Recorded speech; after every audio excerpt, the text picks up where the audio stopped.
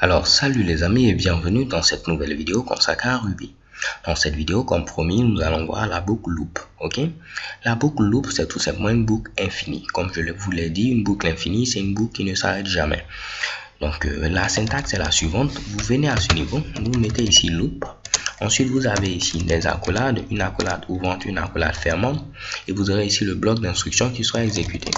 Donc là, je vais mettre ici, pourquoi pas, affiche-moi ici 1 est égal ici à 1. Quelque chose comme ça, assez banal. Donc là, tout ce que j'ai dit, je dis que ici, tant que c'est vrai, donc de manière infinie, affiche-moi 1 est égal à 1. C'est comme si j'avais écrit tout simplement à ce niveau-là, while true, c'est-à-dire tant que c'est vrai, et vu que ce sera toujours vrai, ok, il va toujours afficher à ce niveau-là 1 est égal ici à 1. Donc je vais vous le prouver d'abord.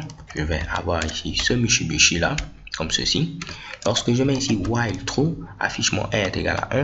Donc là, lorsque je mets ce Mitsubishi, il va afficher 1 est égal à 1 indéfiniment. Je n'oublie pas de mettre ici un petit AND, ok. Si je viens à ce niveau, je lance l'exécution, vous voyez 1 est égal à 1 sera affiché indéfiniment. C'est la même chose que le fameux loop va faire. Il va vous afficher 1 est égal à 1 indéfiniment. Ok, donc vous voyez ici également 1 est égal à 1 indéfiniment. Donc ce qu'on peut faire, c'est quoi? On va dire que tu vas afficher cela, mais tu vas t'arrêter à un moment donné. Pour que l'exemple soit beaucoup plus simple, je vais déclarer une variable i qui est égale ici, pourquoi pas, à 2. Ok, et je vais dire à ce niveau-là, tu vas m'afficher i.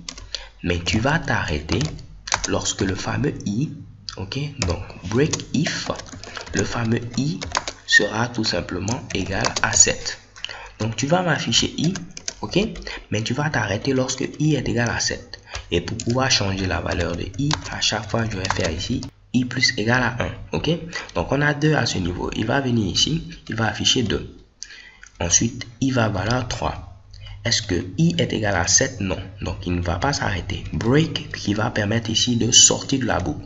Break qui veut dire ici casse-moi la boucle, sors de la boucle. Ok. Donc, à ce niveau, je mets ici loop qui, comme je l'ai dit, correspond à un while true.